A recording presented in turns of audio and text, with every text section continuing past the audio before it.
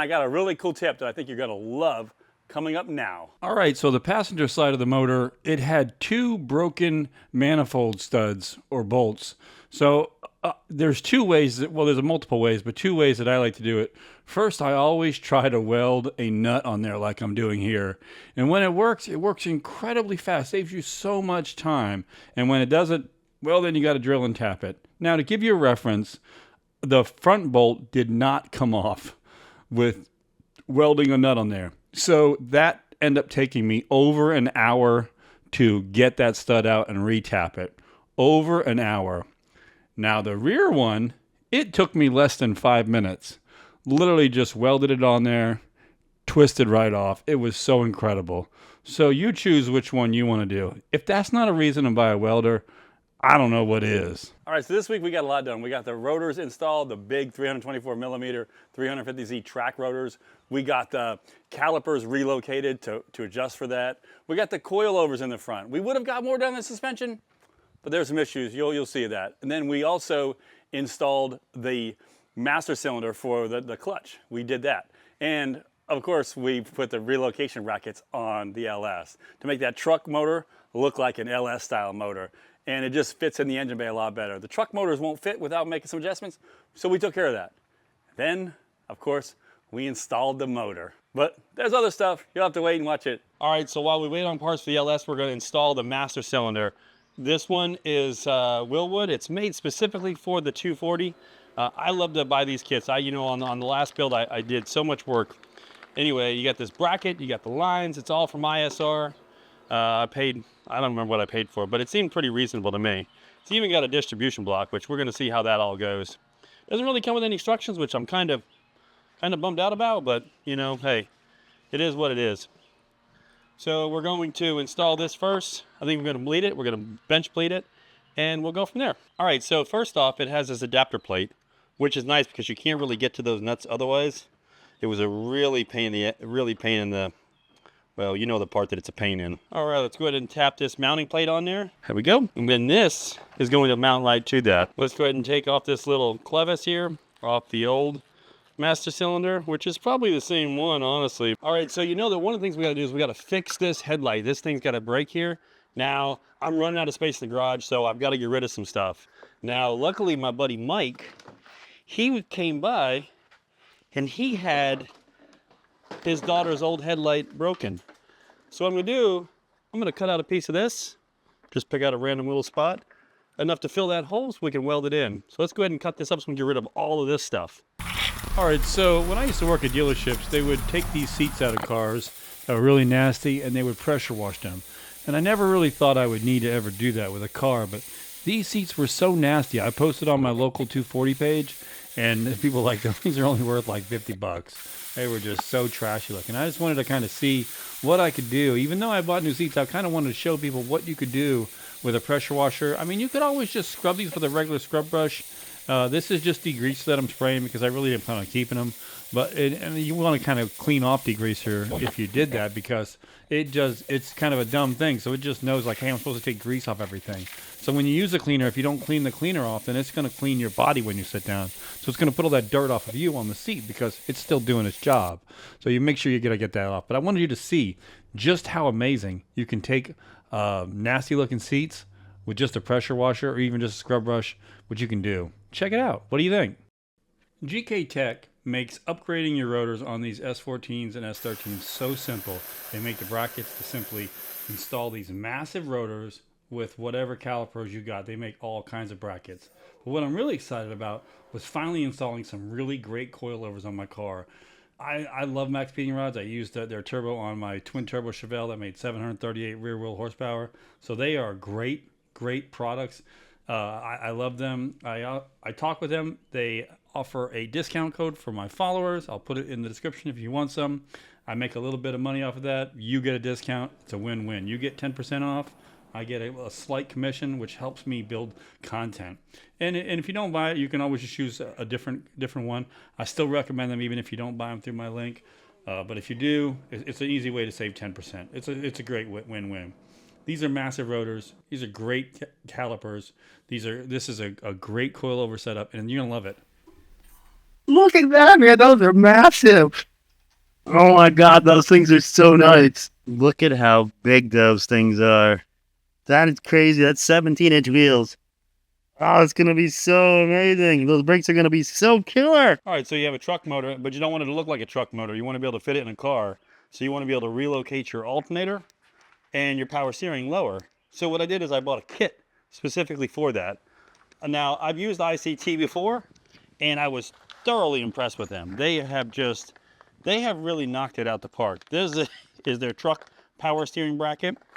This is the bracket that goes behind it. I'll put the part numbers in here. And then this is the idler pulley right here, alternator bracket kit. So what we're gonna do is we're gonna start by doing this lower one. Now this lower one is a third mount. It's for an iron block support bracket. So we're gonna put this one on first. And what this is gonna do is gonna add another third mount for the alternator, which is gonna make things a little bit better. Now I'm gonna be drilling this out right here.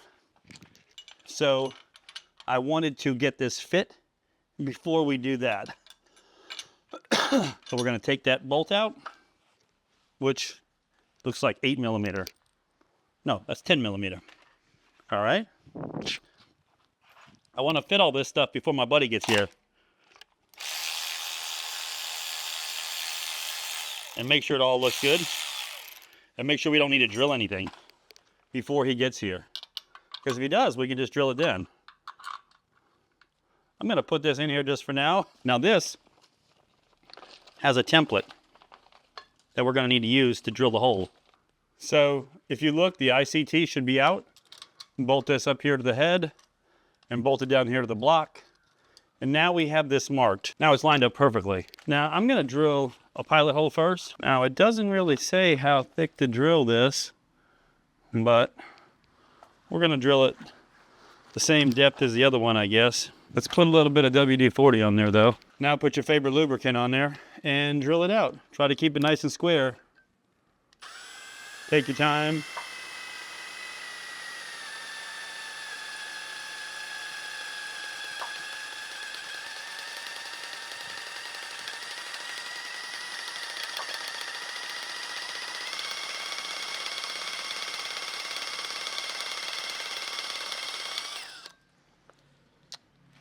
Now we want to put a mark. I want to make this hole about as deep as this bolt is. So we're going to put some tape on there. Tape is easy to see. I'm not really pushing that hard. I'm just holding this so the motor doesn't move around. Trying to keep it squared up.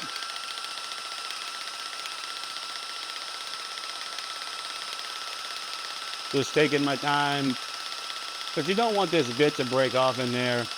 That'll be an absolute nightmare. I can tell you 100%. You will not like that. All right, there we go. It's flush with that. That didn't take very long. All right, now we see what that 0.339 is. So it's in between a 5/16 and a 3/8. Looks like it's a 21/64, which is a little bit smaller than what it is. And then here we go. Let's go ahead and just take this off of here.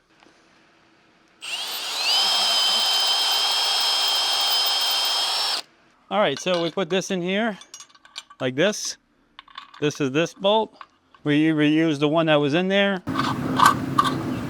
And then this provides the third mount for the alternator. So to put this in, we have to tap that a 10 1.5. Well, let's go ahead and try this out. Let's see if this thing works. It looks like the jaws are made of metal. Anytime I tap, I definitely like to use some sort of lubricant, oil, WD-40. You know WD-40 is my go-to. So we'll tap this. Spray a little bit of lube in there too. I don't know if I drilled this deep enough. If I didn't, I can always drill a little bit more.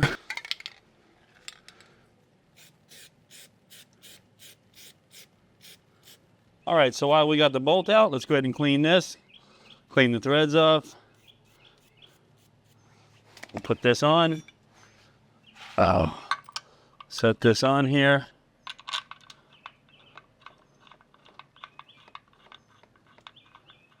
So I can tighten this down to 18 foot-pounds like it's supposed to be. And then we're good to go. There we go. 18 foot-pounds. Now we got those lined up nice and good. Let's go ahead and take these out.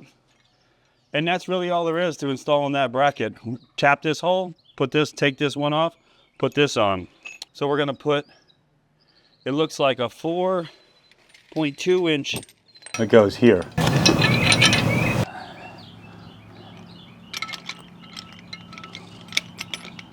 Then we sort of tighten that up like that. The pulley goes on like this, with the nipple sticking out.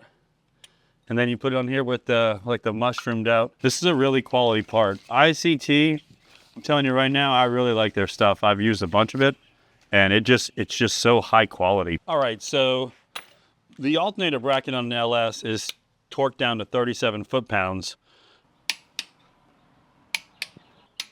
All right, something that you don't want to forget, 190 thousandths of an inch spacers, okay? Because I'm not saying I forgot them, and I'm not saying that I had to take it all apart and put it back together because I forgot them, but I'm just saying, what if I did? Now, I'm gonna line these other ones up with the bolts just because you kind of got to snug it down, and if you do that without the spacers in there, then you're gonna pay hell getting those in later. Now, the good thing about this is this thing tightens down to about 36, 35 pounds, which is about perfect. So it's perfect. And I did put anti-seize on them. So this is about 35 foot-pounds right there, but we're gonna check it with this. Now I have it set for 35. Let's see if it's close.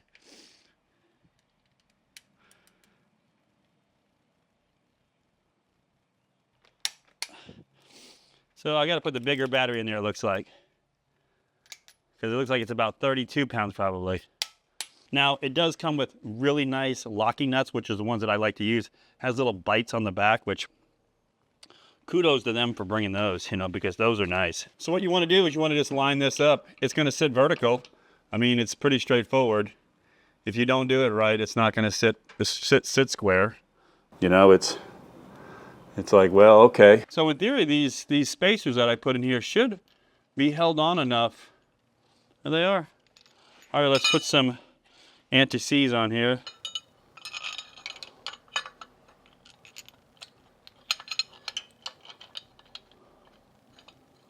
Get down. I don't think there's any reason to kind of lock it down beforehand, because then it just makes getting all of this little bolts in here a little difficult. Looks like the back ones need the spacers. All right. Put the other little spacers in here. The other ones are just straight bolts. There we go. That's looking sexy. Now the last thing we do is we put all of this on. And that goes on there like that. Now that we got the alternator relocated, we got the power steering pump relocated, now we need to space out the water pump. And we do an LS1 style water pump. The spacer kit comes with these janky cardboard ones, which are fine, I guess.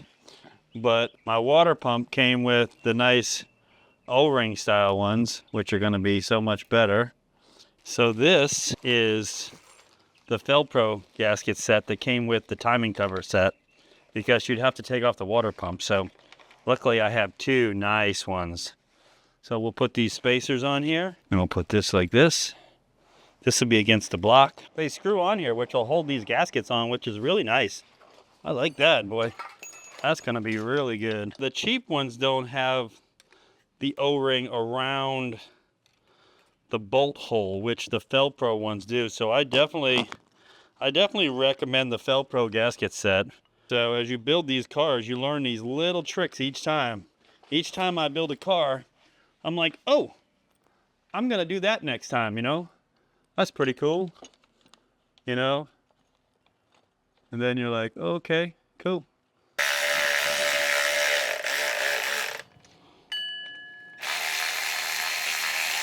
And there we go. Now it's all spaced out properly. We've got the forward-facing neck. We've got the thermostat housing right here that we can put anything we want there.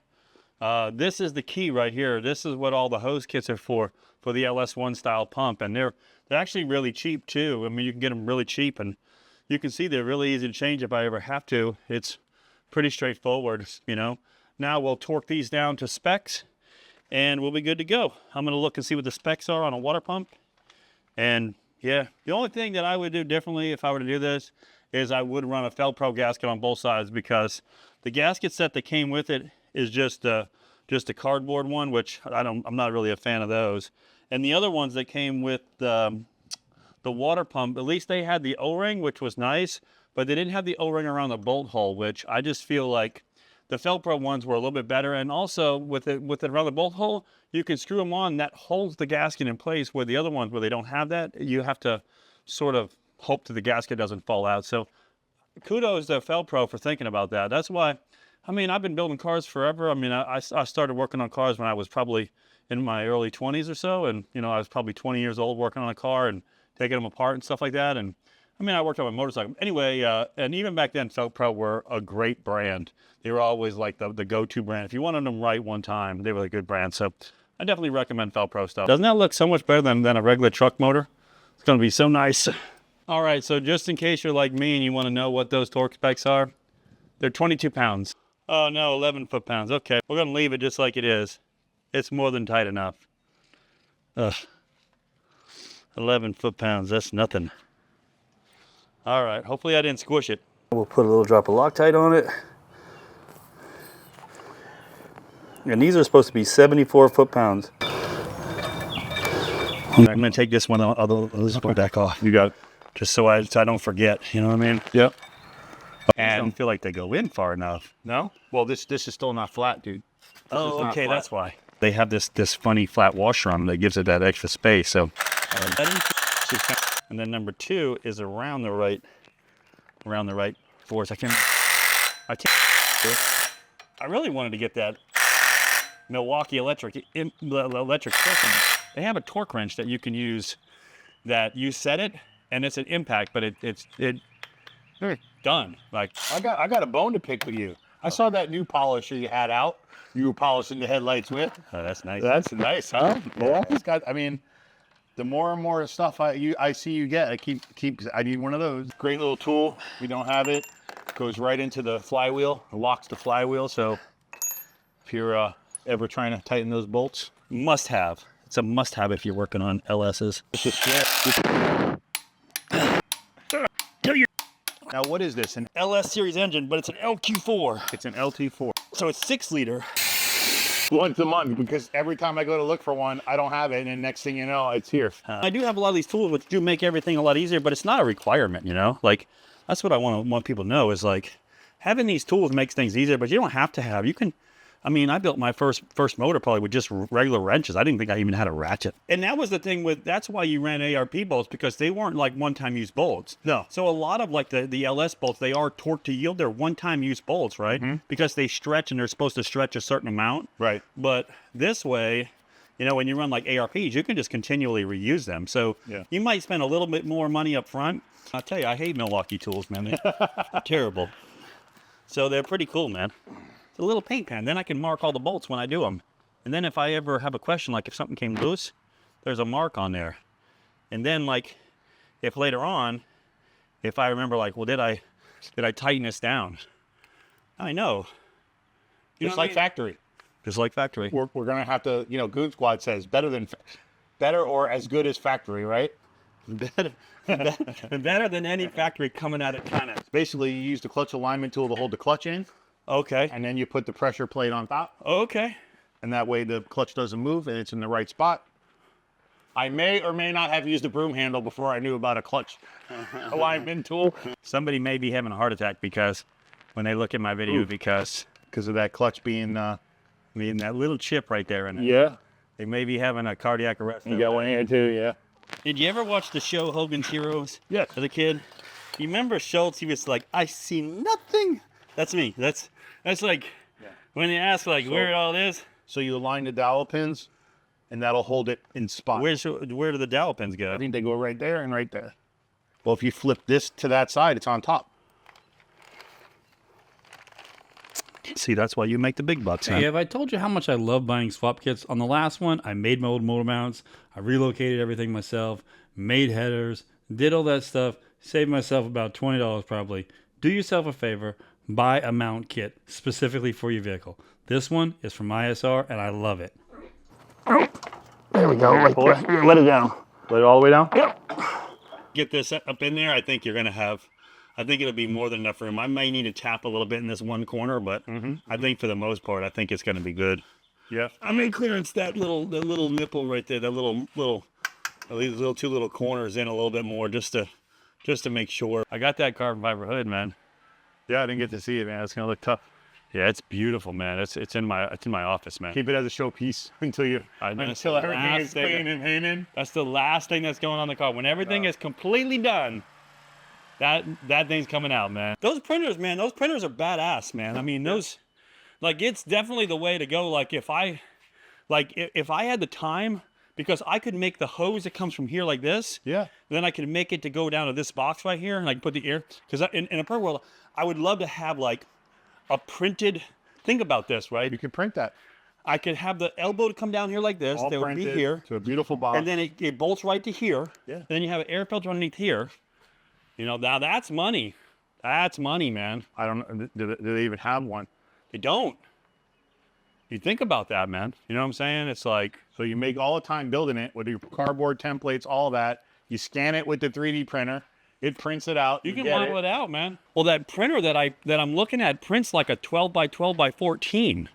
So it could print that entire box. It could print that entire thing. You know what I mean? Man, it's... Hey, if you like this content, you'll love SOB Garage. We put up new content every week, and hopefully I create stuff that you like. Building dream cars at my house and showing you how I do it, so you can do it too. Don't you want to build your dream car finally?